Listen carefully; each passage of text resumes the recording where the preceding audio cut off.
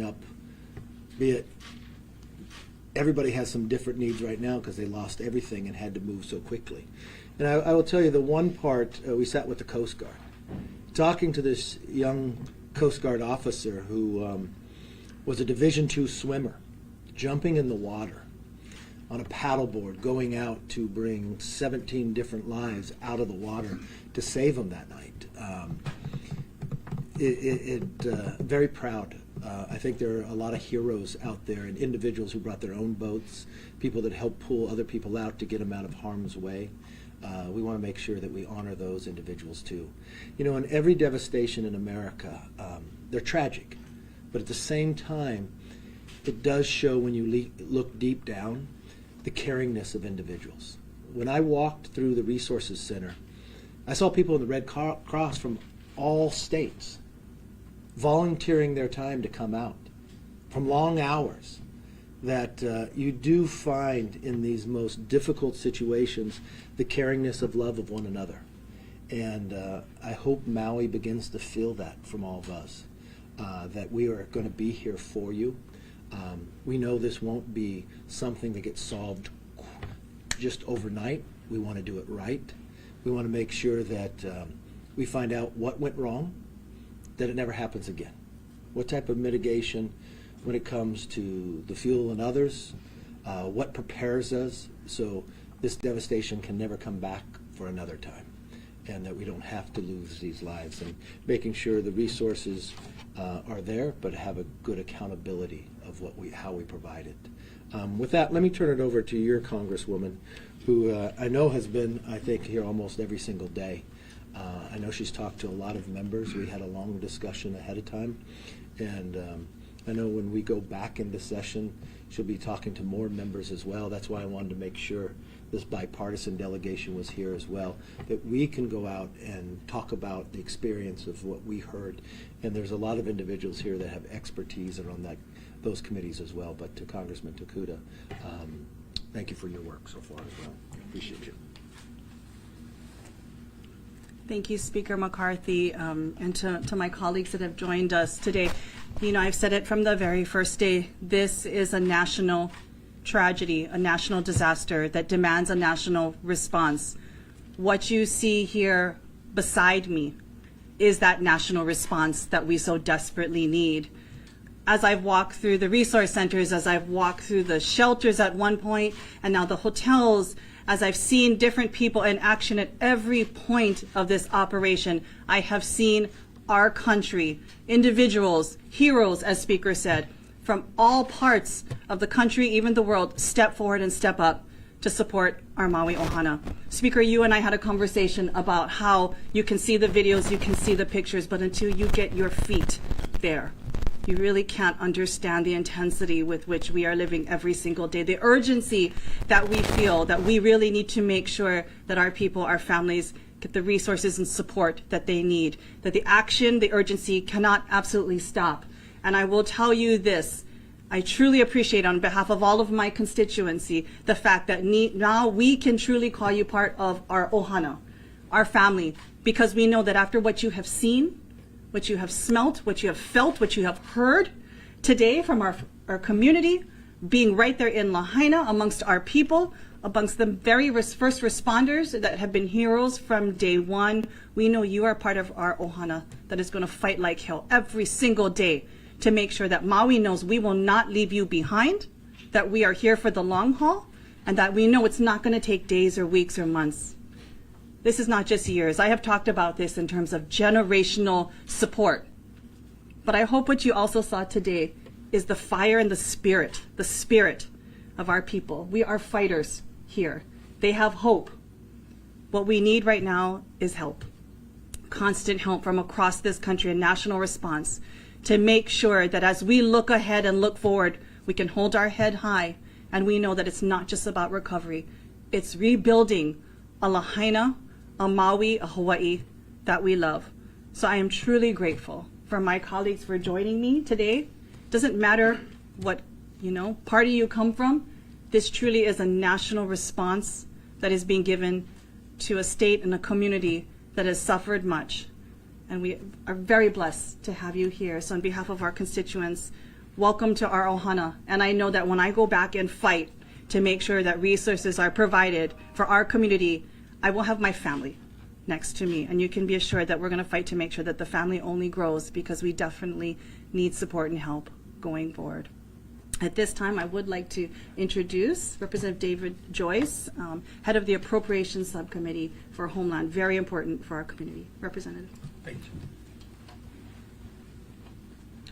Good afternoon, and I certainly appreciate not only the hospitality of the folks here and certainly Jill, but I'd also be remiss if I didn't bring up my committee member, Ed Case, who has sought out from day one to make sure that we had the opportunity to come here and see firsthand the devastation. You wouldn't be human if you didn't feel it as you walked around on the streets today, and have a different appreciation after learning the holy ground and how passionate someone like Jill is and Ed on behalf of the people of Maui to bring this back.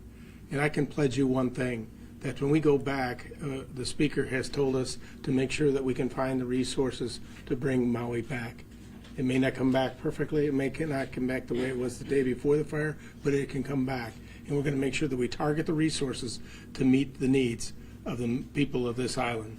And I really want to again express my most deepest heartfelt sympathy towards those who have passed, but to those who are here to rebuild, we're here with you. And to those members of all the different organizations from all over the world who came here and are doing the jobs that are necessary to help rebuild us, God bless you all. God bless the heroes who were there that night, because it proves one thing. As I tell folks, we may run with a red jersey on or a blue jersey on, but when we're in Congress, we put on red, white, and blue jerseys and do what's right for our country. And these are the times when we all have to gather together and do what's right for our country. And with that, I'd like to introduce a man who has taught me just today, let alone what I need to know even more about in the future with his expertise, Representative Moskowitz from Florida. Thank you, Mr. Chairman. I want to thank the Speaker for allowing me to join him on his trip today. I want to thank my freshman colleague, Representative Takuda, who is going to be a real fighter for Maui in Congress to make sure that they have the resources that they need. Listen, as the former Director of Emergency Management in the state of Florida, I've seen a lot of devastation, but I got to be honest, today was overwhelming to see how this all happened and how fast it happened. And so for the families who lost loved ones, it is going to be a very hard journey. You don't move on, you move forward, and our hearts are with you. And for those who lost everything, you know, rebuilding is going to take some time. But you have the full faith of the federal government here. FEMA is leading that effort. Bob Fenton, the regional administrator for this area, has brought all of those resources in to make sure that the response is going well, and that laying the groundwork for all of that recovery efforts, and then eventually the rebuilding efforts. And I want to thank the Coast Guard for their efforts, real heroes saving people, and all the emergency management personnel, both in the Maui Emergency Management Center and also at the state. And with that, I want to introduce Representative Fulcher from Idaho.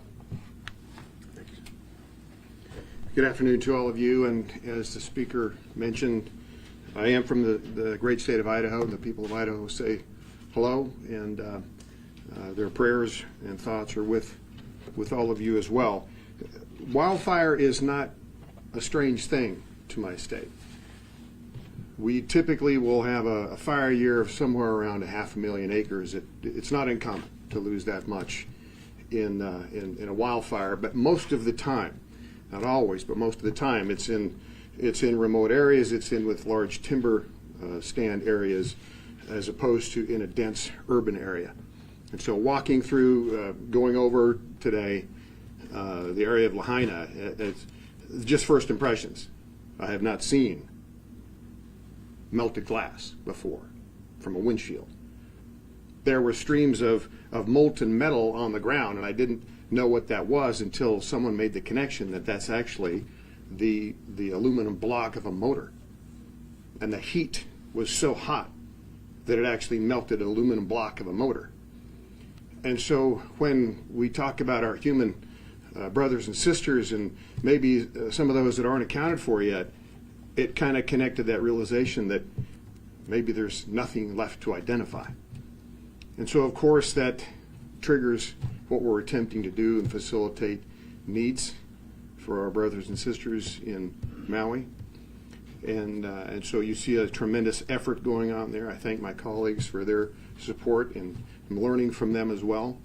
But also the other part of our mission is to try to understand exactly what happened and try to communicate methods, try to underscore and learn from that so that we can do our best to make sure something like this never happens again.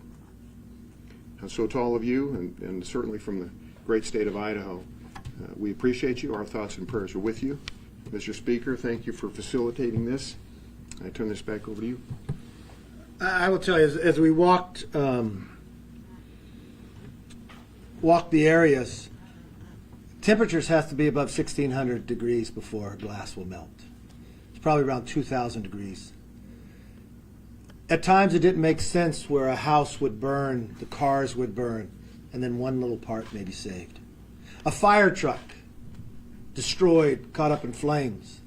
But we heard other stories where firemen commandeering a police car, pushing in to save the firemen in there who were fighting. Or a policeman holding the line even though his house was inside burning.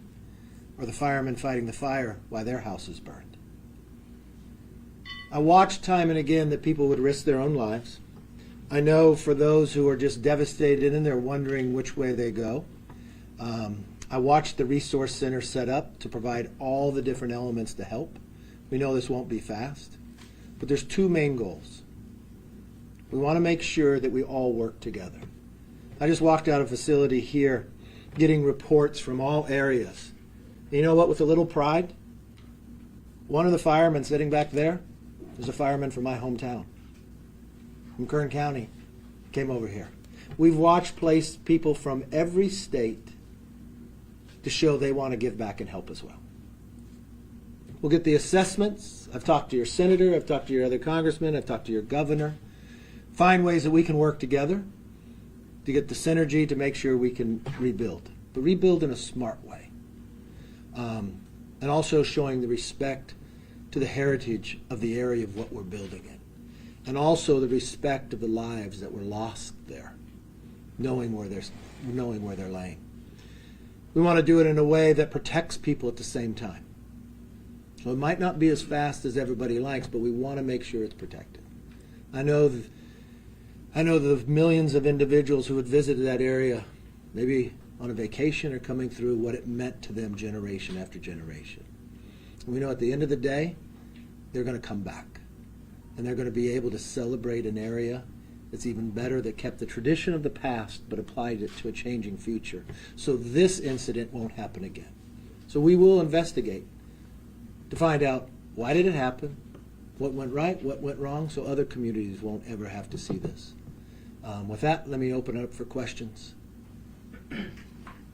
Yes, ma'am. Hi, I'm Sumiko with NBC Network News. The scope of this tragedy is nearly incomprehensible. Would you or someone please address the fact that the numbers of unaccounted for seem to be all over the map? Why is that? Will we soon see more narrowing? Yeah, I'm not an expert, but from the questions I asked today, I had that same question. It's one of the reasons, some of the first things Jill and I were talking about, and concern for children and others. The calls that were coming in, remember the time and the place of where it's at. Sometimes people just have a first name. And I know the FBI has been whittling that down. The intensity of the fire itself as well. You know that we brought the number of cadaver dogs in to be able to walk through, and they've been through almost every single area, even on a second time, I could tell from where to her. The latest indication I have is it has really narrowed down. I'm not an expert, I haven't been here long enough. Could that number go a little higher? I think it very well could, but I believe the number of those who are missing now on the list has really whittled down. I think each day it'll get closer. If I can just quickly Yes. answer that question. And it is a very difficult number, and quite frankly, any one person that is unaccounted for or marked as a casualty is one too many. as far as we're concerned. The difficulty is that this was an aggregate of so many different lists, in some way publicly crowdsourced. You had the Red Cross list, you had the county's list. It was all put together. We know there was multiple duplications at many times. Rob, Robert, James, Jim, all of these names had to be verified against each other. That's why you saw lists that went from above 1,200 shrunken down to a few hundred, and now the governor has said he expects it to go down even more. This is about multiple levels of verification. This is where actually the federal support from the FBI, from Maui County Police, we even have Honolulu Police Department. We have so many different entities coming together to really identify who in fact is missing and try to match that up, unfortunately, with the 115 sets of remains that we have. And that also, I will tell you, Speaker, has been an amazing process, a real collaboration between federal, state, county, and even private partners to make sure that no one goes unknown, that families get some closure. So there is angst that that list even exists, but we are doing our best right now. I know multiple agencies to bring that down to a point and really bring everyone home. I know we have brought in the most sophisticated, up-to-date knowledge you can on identification, utilizing it here, and we will make sure that we find everything that we can. But we want to be thoughtful about it. I know in the Resource Center there are still pictures up of people who are missing, so anybody that can help and identify. Yes, ma'am. Yeah, Kirsten Downey with Honolulu Civil Beat. There's another really big crisis, and that's FEMA's running out of money. What are you guys doing to try to advance, to get money faster? I think if you talk to FEMA, they have no concerns about where they're going to be. It's the acronym is DERF. We are out of session right now. When we go back in on the 12th, government funding is this time period. Government funding goes till September 30th. It will be replenished. And what you'll look at, too, is it's not just Hawaii. We had floods in Vermont. We just had a hurricane in Florida. We had a hurricane in California. We've got fires in Florida. We'll be able to work through, look at the accounting of what people need, and make sure the assessments are there, and make sure the money is spent wisely. Yes, sir. I have a question for Congresswoman Takuda, if I may. I've met with the principal of Sacred Heart Schools, and she said she was happy to report that all 220 of her students were accounted for. Mm-hmm. Public school system is a different thing. We have a state public school system. And to date, I just got this from the Department of Education. The remainder of students who have not re-enrolled in another public school or opted for distance learning, who may have moved out of state, enrolled in private schools, they don't know. That is 1,757 students. It seems that our public school system on week 4 has not taken any kind of roll call or have any idea if any of their public school students are unaccounted for. Should they know that? You know, I know it's been extremely difficult to be able to even communicate with a number of our students and our families. We absolutely need to make sure that we are connecting up with all of our students and our families. We need to make sure that we have ideally physical connection with our children as soon as possible with their families, because we know that every day that goes by, that social emotional connection, that support that they need right now is so critical, in addition to academic. But especially now, my concern is that social emotional support that we need to give all of our students, and quite frankly, their families and their parents as well. I do know that the department is asking students to re-enroll. One of the issues was that school had not even begun at this particular point. So students hadn't come back in so that we knew fully how many students were enrolled in our schools. Since every year we ask you to re-enroll at the end, but there is fall off and attrition at the beginning of school year. So unfortunately, we missed that opportunity to really be able to say exactly how many students were enrolled in these schools. But bottom line is we need to accelerate our connection with our students and their families, because our kids need help right now.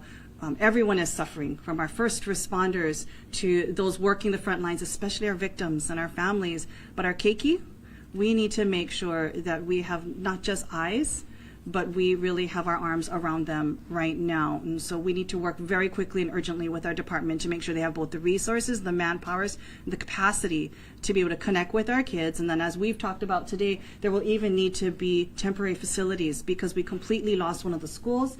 Our colleagues got to actually walk there and see a school that once housed 600 elementary school students that will not be there for them, and making sure that they have a safe conducive place to learn. And again, as you've heard from the superintendent, there might be multiple means in which we offer education based upon families' preference and students' preferences as well. But bottom line is we need to connect as quickly and urgently as possible with our children and provide them with that social emotional support that they absolutely need right now. I would tell you, the sooner the kids are in school, the better. You think about what just happened during COVID and now being out, and just the point the Congresswoman was making, the emotion that they should be back together as soon as possible. It's some of the issues that we raised with the governor talked about even from a temporary part. Yes? Mr. Speaker, my name's Eddie with Hawaii News Now. I know you're working to get familiarized with the islands. I've only been here 4 years, but there's some things I've learned in those couple of years being here. Just the two things I wanted to point out. More than half of Native Hawaiians now live outside of Hawaii, mainly because of the high cost of living. Two, if you go to the grocery store, just as a single person to buy one meal can cost anywhere from $30 to $50 for just one meal. So obviously Hawaii is different from the rest of the states. My question to you is, recently we've seen people like Oprah and The Rock donate millions of dollars to do like $1,200 a month in monthly payments. Federal government did a $700 one-time payment. The speaker holds awesome power when it comes to funding. Is there anything you might be able to do to increase that payment? Well, I think the greatest thing we do is help rebuild what was lost. The next thing we do is create policies that make the costs come down so people won't leave the island. I've been coming to the island for more than 25 years. I love the islands. I love this part of the country. I think the ways that we can create policies that people could take more of their money home, get taxed less, have gas prices lower, be more energy efficient, have groceries bills less. Inflation hurt us all in this country. So those are the items I think I could work on. But most importantly right now, with the Lahaina fire, how do we from a federal government help do our part and our responsibility to help rebuild? I think we're showing it every day by the number of people who are here, the resources that came overnight, even situations where some of them were led up beforehand. I think we can prove that each day. So, yes, ma'am. Yes, you mentioned some of the disasters just this year with the flooding in Vermont and hurricanes in California that haven't been seen before. So when you guys are investigating what happened with this fire, how much are you going to look into climate change and the big picture of all these kind of disasters happening that have never kind of with weather patterns and things that have never really been seen before? Well, hurricanes have hit California before. Hurricanes have hit Florida before. Floods have hit Vermont. The hurricane actually didn't hit Hawaii. The high winds did. The one things that you can look at, even if the temperature has changed before on this earth and gone down and gone up, the mitigation, the fuel, the grass. Why did some buildings survive and others not? Did they have a different roof? One thing we have found when we've gone through in Florida, when you rebuild to a different code, a stronger code. The protection. Sometimes we have found if you have hurricane glass, then the wind doesn't get inside to lift off your roof. Sometimes you find that when you clear out the fuel before your house survives. I know that you got a red tile roof sitting out there amongst surviving all the others, but they did mitigation for all that. You also want to look at resources.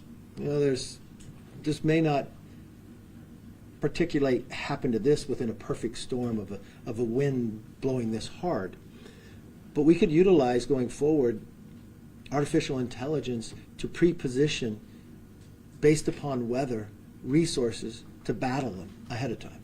So I think we should think smartly.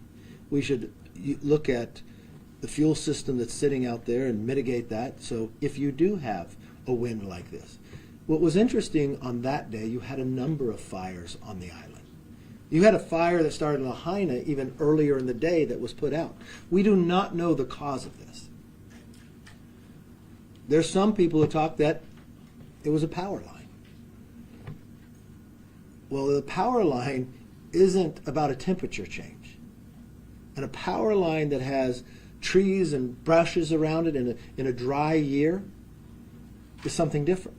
Should you relook at maybe there shouldn't be power lines above ground? So there are ways of different parts of the country that have done things differently. So when we look at the rebuilding of Lahaina, let's do it in a manner that protects us for the future at the same time. But should there be mitigation, against climate change, things that can be done so that we're not having these, unbelievable weather patterns, day, every place? It's not, this is like last 5 years, I've seen more disasters than, in the past. So, is there mitigation that you can? I think there's disasters, and they're going to continue to be disasters. I think we could better prepare where a disaster doesn't happen.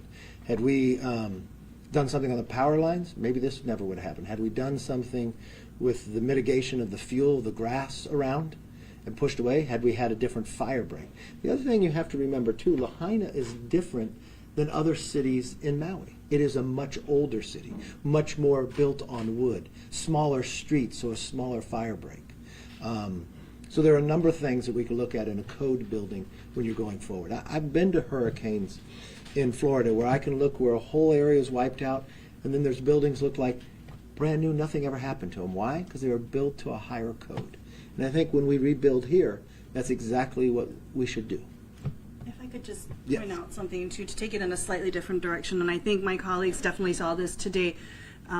We live in a very rural and remote set of islands, and so dealing with any kind of disaster is very different. So we need to talk about infrastructure. We need to talk about preparedness of what it's like to live in rural and remote communities where help, unfortunately, doesn't come immediately. We can't just drive it in from another state or jurisdiction. A lot of the equipment we might need has to literally be put on a barge. It has to fly over here. It has to drive miles in. Just for us to get from the airport to Lahaina takes a long time, as we know. And so I do think it was helpful to be on the ground, driving physically from one place to another, even for them to stay in another burn area, quite frankly, and have to drive to and from different areas, seeing the lack of resources and availability in many cases, and what we need to make sure we prepare for as an island community, as a rural and remote state, to be able to make sure that on each island, all of our communities are prepared should disaster strike to be able to immediately start to address these issues, mitigate any kind of damage as resources takes its time, unfortunately, to get to us. And so I think that is a really important takeaway from today, is how do we make sure Hawaii is prepared as a rural and remote state? Quite frankly, many other states are in very similar situations. And as Congress, we have to make sure that we act to support each and every one of them, because disaster does not discriminate. It doesn't care if you're an urban state or a rural state. I think a lot of the questions that we asked today, a lot of things we saw today will help us prepare better as a rural community here in Hawaii. And one point that Jill makes, when there is a fire disaster in California, we pull from a lot of different other counties. I think one internal question Maui's going to have to look at, do they have a large enough fire department? That was a perfect storm with the winds and others. But what most people, I think, across the nation don't realize, a lot of those resources were fighting another fire at the same time. So are the resources put in the right place, and is there enough resources there? People can continue to look. Was the water available? If you're going to fight, I watched the fire truck there. It wasn't a fire engine. It was a patrol car that would fight watershed fires, which this started out to be. It had a fire earlier in the morning. Another one breaks out somewhere else. But when you look at resources just in fire, my family's a firefighting background, okay? When you have a grass fire, watershed, you come and put it out, but it's still smoldering.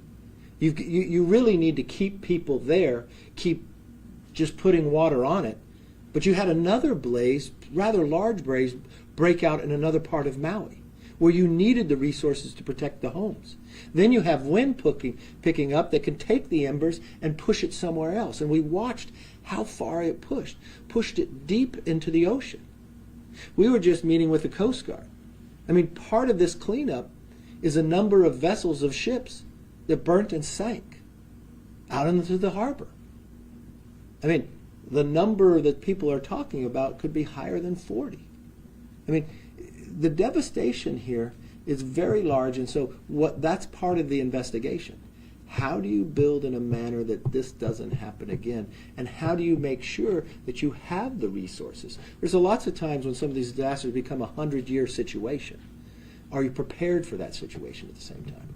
I mean, the first responders were pulled so many areas that day. Yes, sir. J. April Akaku. Speaker McCarthy, you said we don't know the cause. And I don't think we know the immediate cause, and we may not for a long time. But almost everyone knows the root cause, which is climate change. 2023 may be the year of oil company weather. What are we doing to reduce our dependence on fossil fuels and the federal support of the fossil fuel industry? I think you and I will probably end up having a difference of opinion. I would sit and wait and look, because I walked the streets and I saw the power lines. I saw that a watershed grass fire started earlier in the day. One thing I will tell you is when you look to and cause, I've watched America reduce their CO2 emissions. I watched that God blessed America, that if we are able to have energy independence where we used all resources, not only could we supply America's energy needs, we could take care of our allies and even our adversaries. If we simply replaced Russian natural gas in Europe for 1 year, you would lower CO2 emissions by 218 million tons. But it's very difficult in a world that China continues to expand. Why? Our natural gas helps the world become cleaner. But I think you can go back in the history of the earth and you could find these incidents happening all the times before. You're saying climate change isn't real? I'm saying climate change is there, but if you're going to blame climate change on this, I think you ought to wait until the study comes, because a lot of people lost their lives that probably wouldn't have had to if we had a different mitigation on how we treated a lot of different areas. So, yes. Last question. Is there any kind of, Christy Wilson with Honolulu Star Advertiser, is there any kind of a timetable for the congressional investigations? Yeah, look, I don't want to put a timetable on, because right now we've got to get the facts on a lot of different areas. And so we will be gathering that information. I would like to get a lot of that more input in. It would be a bipartisan way to look at it. I would like to get a lot of experts from Hawaii giving us their feedback, a lot of people from Lahaina as well. Right now, you know, we're trying to make sure these people have homes. We're trying to make sure they have the resources. We want to get the kids back in school. And as we gather the rest, and then we want to be able to rebuild. Do But you we see will any keep of in that touch. happening in Hawaii, like holding any panel? Yeah. Yeah.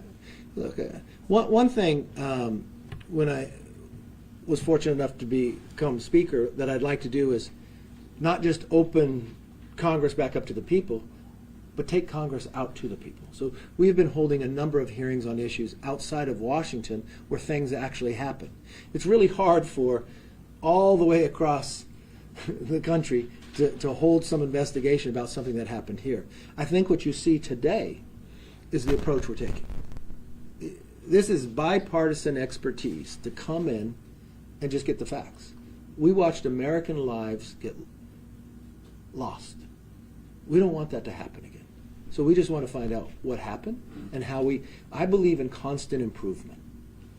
From resources of what did the federal government do? What can we improve each and every time we do that? From a resource basis into the future.